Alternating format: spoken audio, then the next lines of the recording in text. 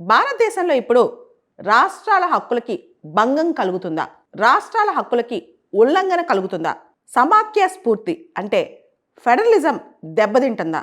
దీని మీదే దేశంలో చర్చ జరుగుతుంది. ముఖ్యంగా దక్షిణాది రాష్ట్రాలు చాలా కంప్లైంట్స్ చేస్తున్నాయి. దీనికి సంబంధించి Tamil Nadu chief minister MK Stalin గారు తమిళనాడు అసెంబ్లీలో ఒక అనౌన్స్మెంట్ చేశారు.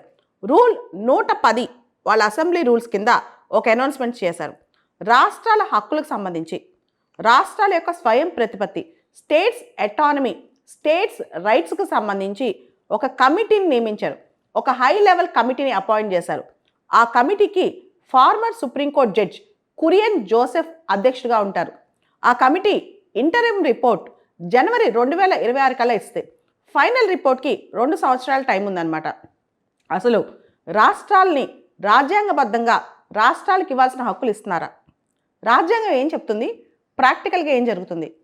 ప్రోగ్రామ్స్, పాలసీస్, స్కీమ్స్లో డూప్లికేషన్ జరుగుతుందా?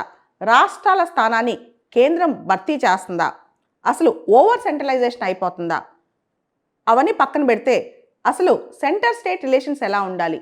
వీటన్నిటికి సంబంధించి సమగ్ర నివేదిక ఇవ్వమని చెప్పి ఈ కమిటీని అపాయింట్ చేశారు తమిళనాడు ప్రభుత్వం వాళ్ళు.